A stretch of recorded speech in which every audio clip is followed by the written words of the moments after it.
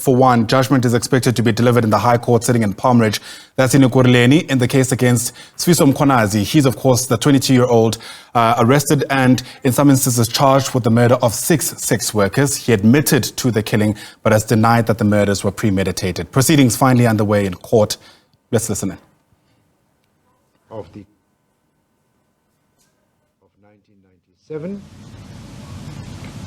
in that during the period April to October 2022, at or near the place mentioned in count 1, which is Ilof Street, 18 Sprints and Stevenson Road, Village Main, in the district of Johannesburg Central, the accused did unlawfully and intentionally commit an act of sexual penetration with a female person, to wit, Chihota Nyarai, by inserting his penis into her vagina without the consent of the said complainant.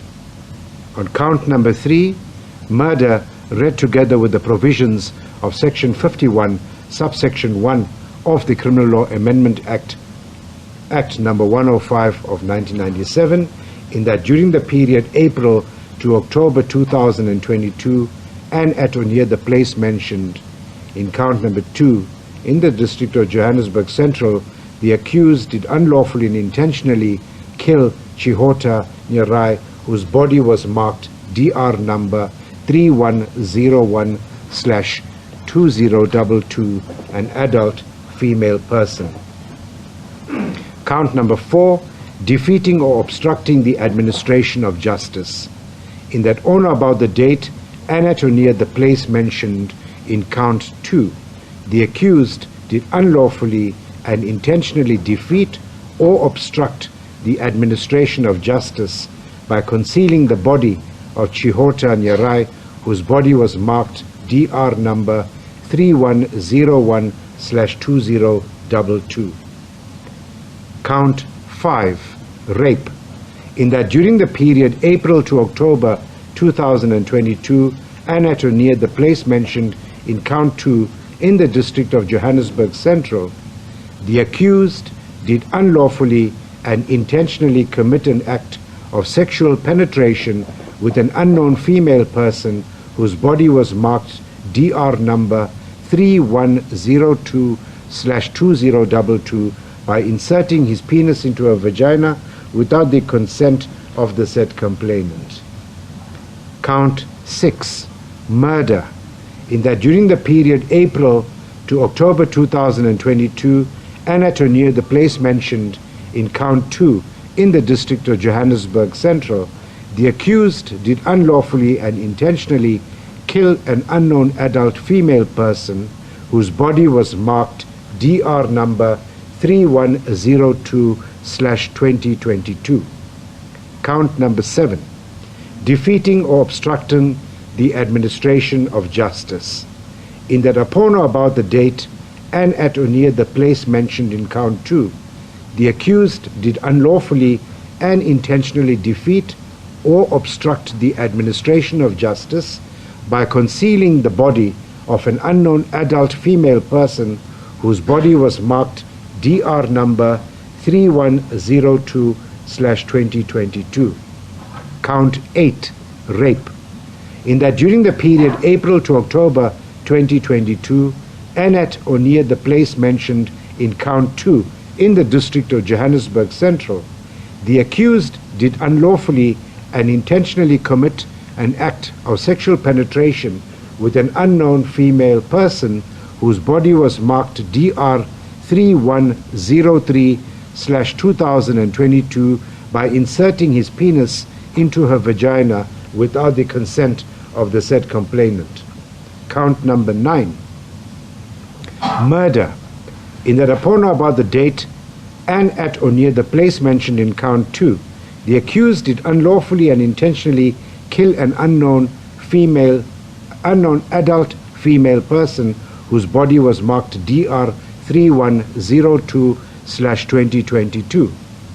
Count number 10, defeating or obstructing the administration of justice, in that upon or about the date and at or near the place mentioned in count 2, the accused did unlawfully and intentionally defeat or obstruct the administration of justice by concealing the body of an unknown adult female person whose body was marked DR 3103/2022. Count 11, rape, in that during the period April to October 2022 and at or near the place mentioned in count 2 in the district of Johannesburg Central, the accused did unlawfully and intentionally commit an act of sexual penetration with an adult unknown female person whose body was marked DR 3092/2022 by inserting his penis into her vagina without the consent of the said complainant. Count number 12, murder, in that upon or about the date and at or near the place mentioned in count 2, the accused did unlawfully and intentionally kill an adult female person whose body was marked DR 3092/2022. Count 13, defeating or obstructing the administration of justice, in that upon or about the date and at or near the place mentioned in count 2, the accused did unlawfully and intentionally defeat or obstruct the administration of justice by hiding the body of an adult female person whose body was marked DR 3092/2022. Count 14, rape, in that during October 2022 and at or near the place mentioned in count 2 in the district of Johannesburg Central, the accused did unlawfully and intentionally commit an act of sexual penetration with a female person, to wit, Joyce Moyo, whose body was marked DR 3096/2022 by inserting his penis into her vagina without the consent of the said complainant. Count 15, murder, in that upon or about the date and at or near the place mentioned in count 14, the accused did unlawfully and intentionally kill Joyce Moyo, whose body was marked DR 3096/2022, an adult female person. Count 16, defeating or obstructing the administration of justice, in that upon or about the date and at or near the place mentioned in count 14, the accused did unlawfully and intentionally defeat or obstruct the administration of justice by concealing the body of Joyce Moyo, whose body was marked DR 3096/2022. Count 17, rape, in that during the period of April to October 2022 and at or near the place mentioned in count 2 in the district of Johannesburg Central, the accused did unlawfully and intentionally commit an act of sexual penetration with a female person, to wit, Patricia Magaiza, whose body was marked DR 3097/2022 by inserting his penis into her vagina without the consent of the said complainant. Count 18, murder, in that upon or about the date and at or near the place mentioned in count 2, the accused did unlawfully and intentionally kill Patricia Magaiza, whose body was marked DR 3097/2022, an adult female person. Count 19, defeating or obstructing the administration of justice, in that upon or about the date and at or near the place mentioned in count 2, the accused did unlawfully and intentionally defeat or obstructed the administration of justice by concealing the body of Patricia Magaiza, whose body was marked DR 3097/2022.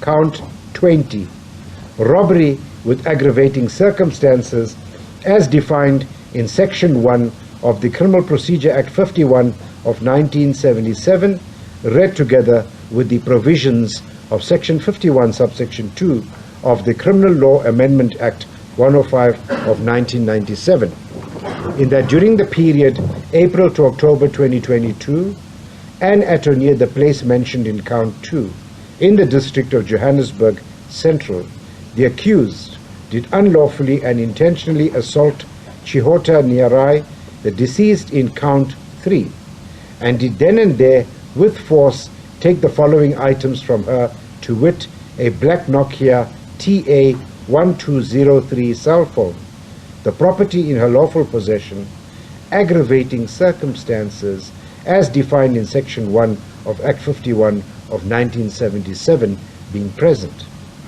Count number 21, unlawful possession of a firearm, read with Schedule 4 of the Firearms Control Act 60 of 2000, in that during the period April to October 2022, and at or near the place mentioned in count 3 in the district of Johannesburg Central, the accused did unlawfully and intentionally possess a firearm of which its caliber is unknown to the state, without being the holder of a valid license, permit, or authorization to possess such a firearm. Count 22, unlawful possession of ammunition, read together with Schedule 4 of the Firearms Control Act 60 of 2000, in that upon about the date and place mentioned in count 3, the accused unlawfully and intentionally possessed ammunition, to wit, at least 1 by 9mm bullet, without being in the lawful possession of a firearm capable of firing such ammunition, permit, or authorization to possess such a firearm.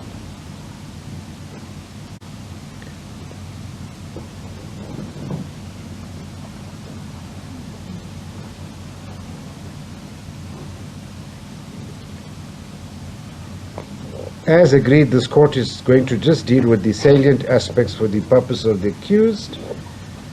Our courts have followed the principles regarding premeditation as laid down in S versus Rath, 2009, Volume 2, SACR 46C at paragraph 16, and as approved in State versus Kekana, 2014, Zaska 158, delivered on the 1st of October 2014.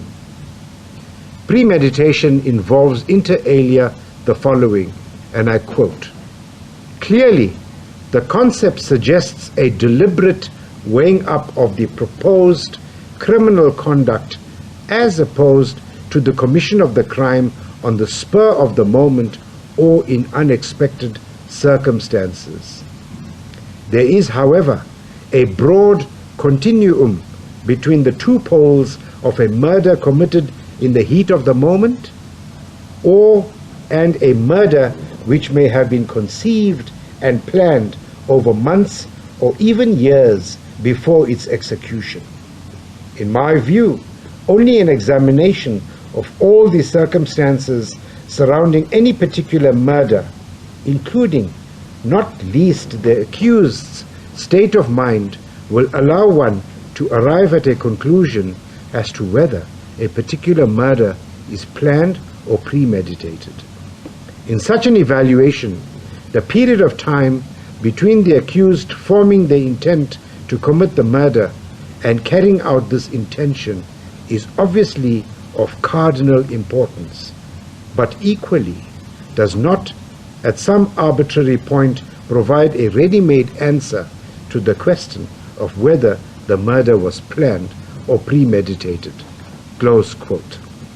In S versus Tonyane, 2018, Volume 1, SACR GJ at 30, the Honorable Satchwell J. said the following in appeal to a full bench, and I quote, "In deciding whether or not the appellant killed the deceased in circumstances where such killing was planned or premeditated, the test is not whether there was an intention to kill.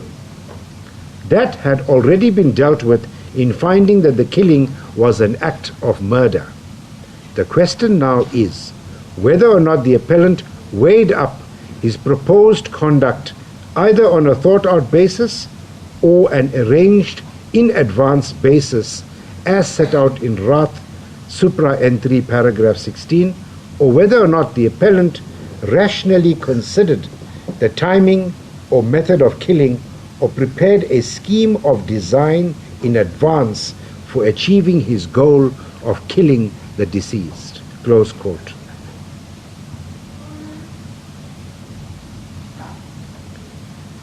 I have looked at the merits and demerits of this matter, coupled with the totality of the evidence before me, and accordingly reject the version of the accused as being false beyond reasonable doubt. I duly accept the evidence of the state witnesses. I further find that on a consideration of the totality of the evidence, the prosecution has discharged the onus to prove beyond reasonable doubt that the accused has committed the crimes as charged, save for the charge of robbery on count 20. On the other hand, the accused has failed to give an explanation of innocence which is reasonably possibly true, and his version is accordingly rejected as beyond false. In the circumstances, I reject the version of the accused as set out in the section 220 admissions as beyond false, and find that the accused had acted with premeditation, planning, and had formed an intention to kill the deceased.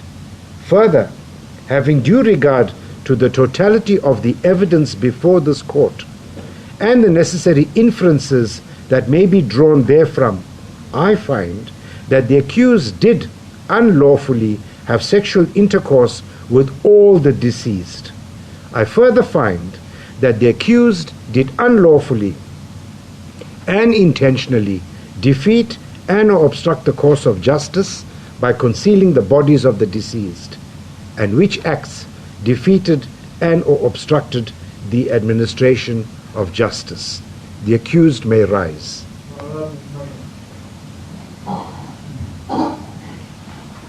Would you then interpret this part of the order? In the result, I find as follows.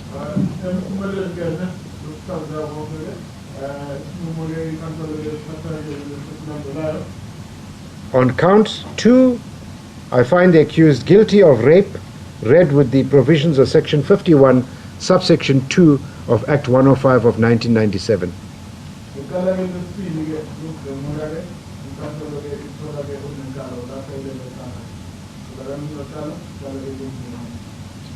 On count 3, I find the accused guilty of murder, read together with the provisions of section 51, subsection 1 of Act 105 of 1997.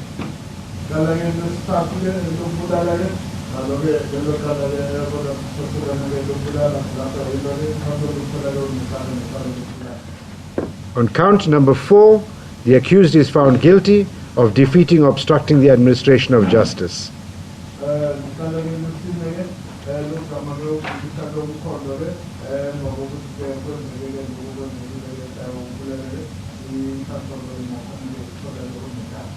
Count 5, the accused is found guilty of rape, read with section 51, subsection 2 of Act 105 of 1997.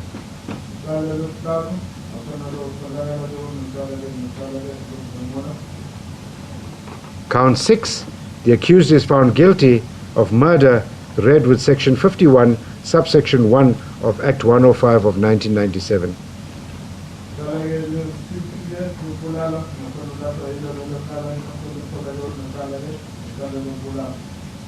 Count 7, the accused is found guilty of defeating or obstructing the administration of justice.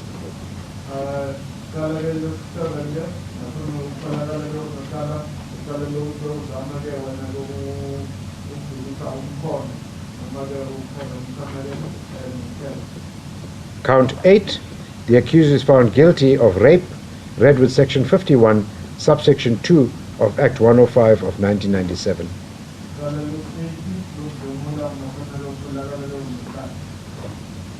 Count 9, the accused is found guilty of murder, read with section 51(1) of Act 105 of 1997.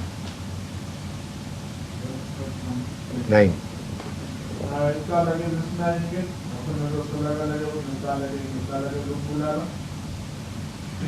Count 10, the accused is found guilty of defeating or obstructing the administration of justice.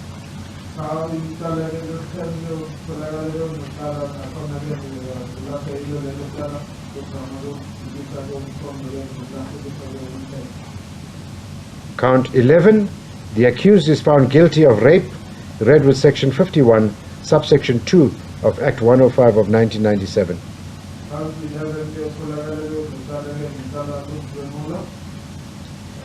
On count 12, the accused is found guilty of murder, read with section 51(1) of Act 105 of 1997.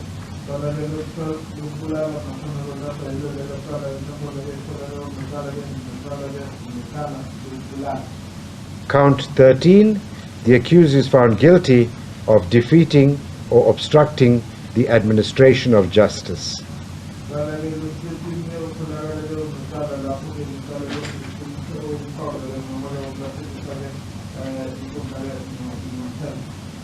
Count 14, the accused is found guilty of rape, read with section 51, subsection 2 of Act 105 of 1997.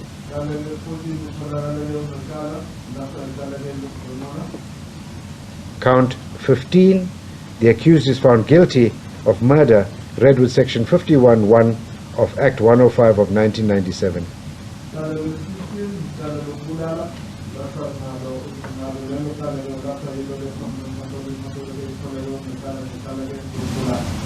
Count 16, the accused is found guilty of defeating or obstructing the administration of justice.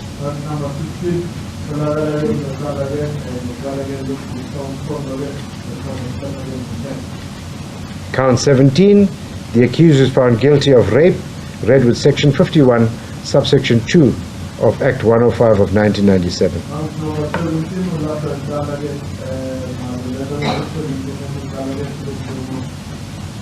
Count 18, the accused is found guilty of murder, read with section 51(1) of Act 105 of 1997.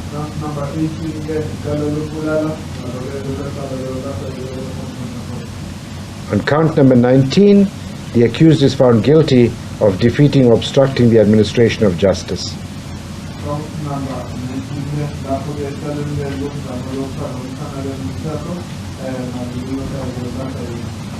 On count number 20, which is the charge of robbery with aggravating circumstances, the accused is convicted of the competent verdict on the charge of robbery.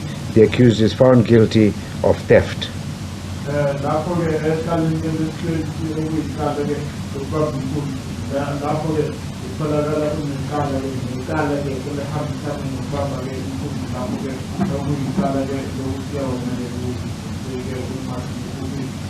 And accordingly it flows therefrom that he is found not guilty of robbery with aggravating circumstances, but guilty of theft.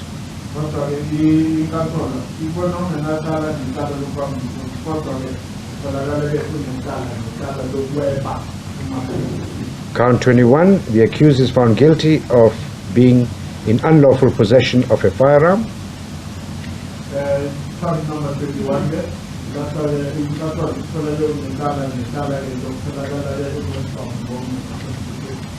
And on count number 22, the accused is found guilty of being in unlawful possession of ammunition.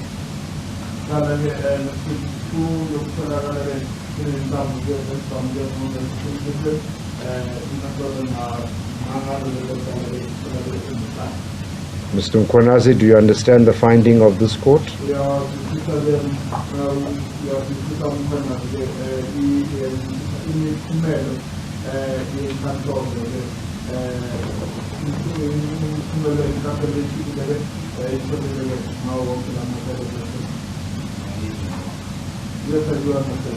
Thank you. You may take a seat.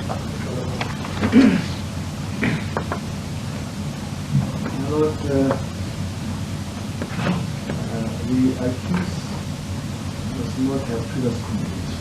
However, you misplace the records, the executions now. I could be the other part.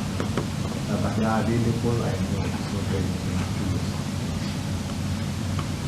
They will be handed on the next occasion. Good. My last statement is that the defense, I don't want to speak on behalf of the defense.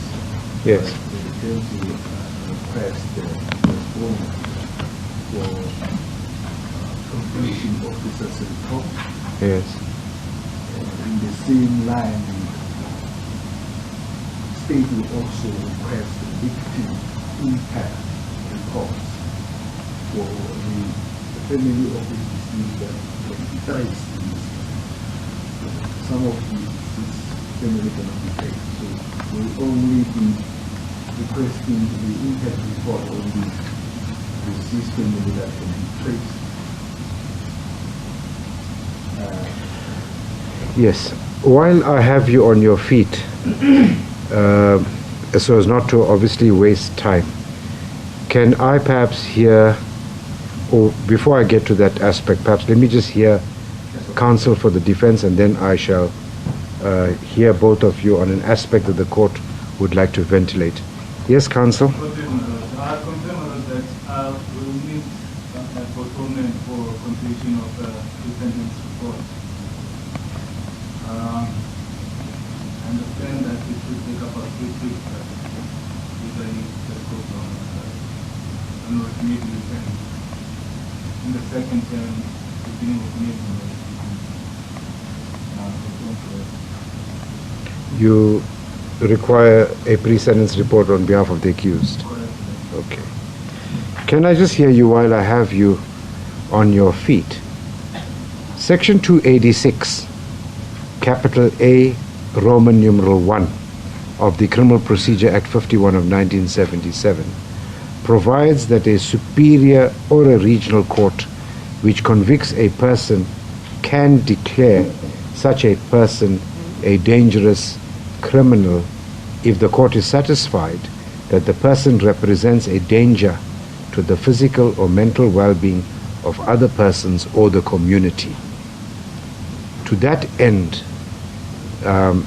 what are your submissions relating to the fact that the accused be referred for observation and a report to be compiled by the psychiatrists at the Sterkfontein Hospital in order to guide this court relating to whether the accused is an individual,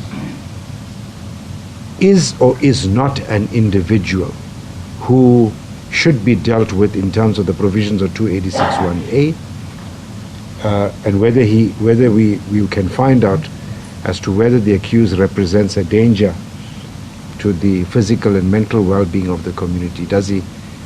My Lord, I think we refer out to professionals and specialists about the posting for the court and Okay, good.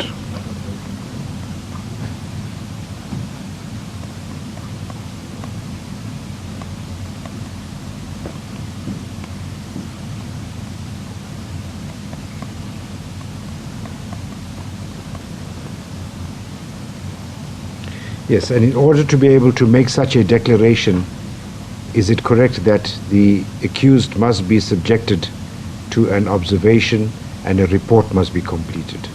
Indeed, so, Madam. And having due regard to the manner in which the crimes were committed and a systematic manner in which these were committed, would you agree that it's important for this court to satisfy itself that there is no underlying pathology involved with the accused, so that it can apply its sentencing discretion properly at the end of the day when it sentences the accused?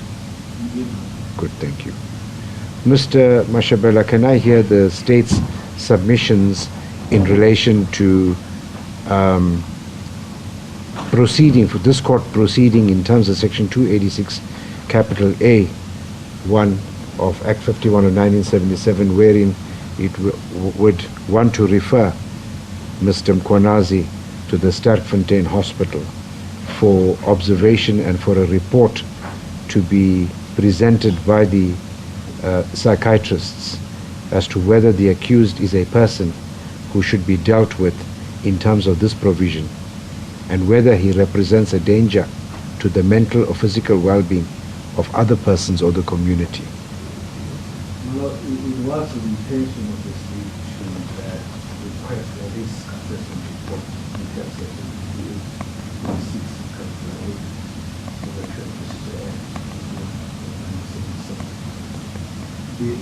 reason the finding of this court is that the manners, all the 6 men were premeditated, and there was a pattern in which these manners were premeditated.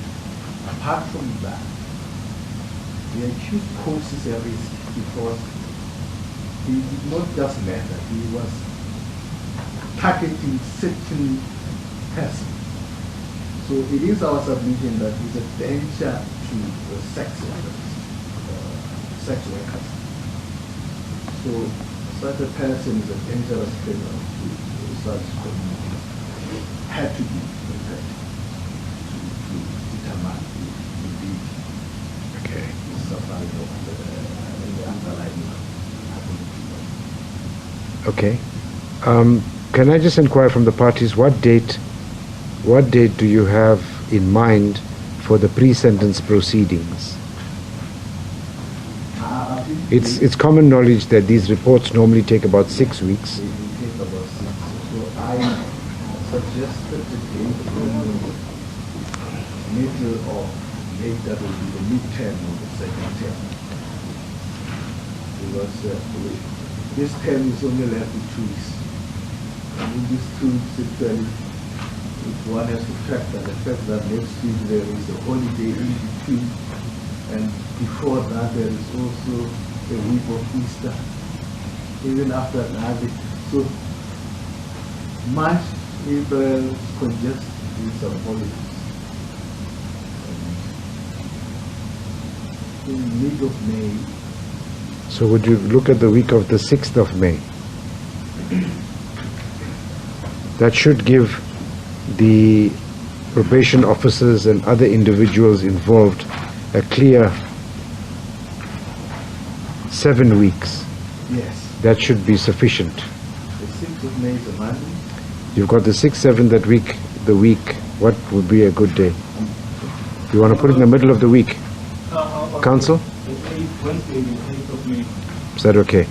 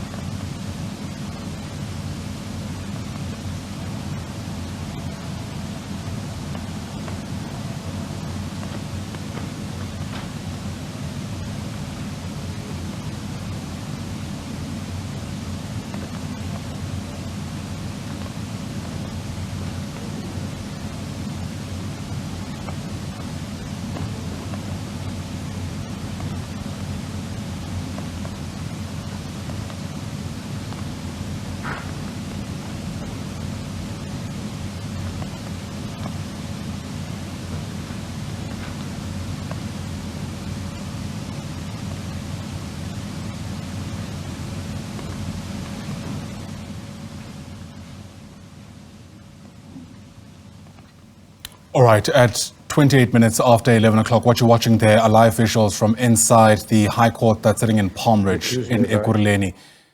There's deliberations about pre-sentencing proceedings and the date thereof. Let's take you back and listen in. It is ordered that 1, the accused is referred to the Sterkfontein Hospital for a report to be compiled by the psychiatrists in order for this court to determine as to whether the accused represents a danger to the physical or mental well-being of other persons or the community as provided for in Section 286 capital A1 of Act 51 of 1977.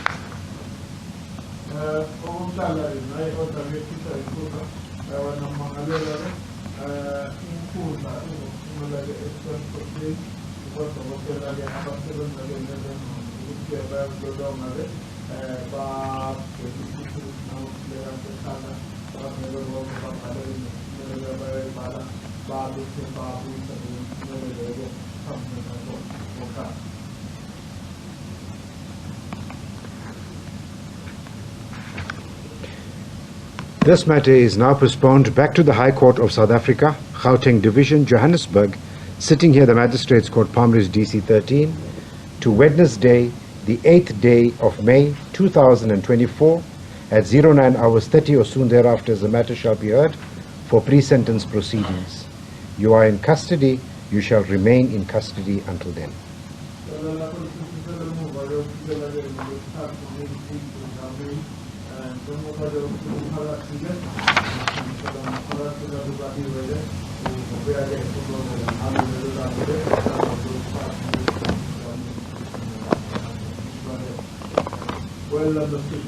Good. Is there anything else, Mr. Mashabela? Counsel, is there anything else? Thank you. Then the court is going to take a short adjournment in order to allow members of the media to be able to remove their equipment. Good. The court's going to take a short adjournment. Thank you.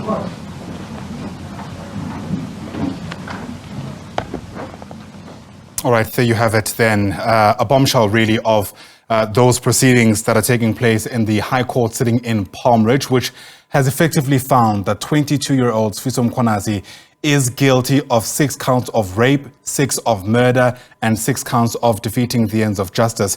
He's also been found guilty of being in unlawful possession of a firearm, and in another count being in possession of unlawful possession, I beg your pardon, of ammunition. Judge Kasim Musa there reading out 22 charges that Mkhwanazi is currently facing, following, of course, the rape and subsequent murder of these 6 workers between April and October of 2022. The court rejecting Mkhwanazi's version of events that, in fact, when he engaged sexually with these sexual workers, that engagement itself was consensual, and in fact that the murders that were committed thereafter were not premeditated. Mkhwanazi, interestingly enough, not found guilty of robbery with aggravated circumstances. However, he was found guilty of theft, stealing essentially. And this is in relation, of course, to the cell phone of one of his victims. This case postponed now to the 8th of May for sentencing proceedings. In the lead up to that, though, there's also been a ruling from the judge that there be some kind of psychiatric evaluation of the 22-year-old. He's been sent now to the Sterfontein Hospital in order for there to be some kind of report around whether or not he is a danger to himself and those around him. And I suppose few people will be surprised around what took place there. But on the whole, the take home from this marathon sitting is that 22-year-old Sifiso Mkhwanazi has been found guilty of the rape and murder of these 6 sex workers, as well as for being in possession of unlicensed firearm and ammunition.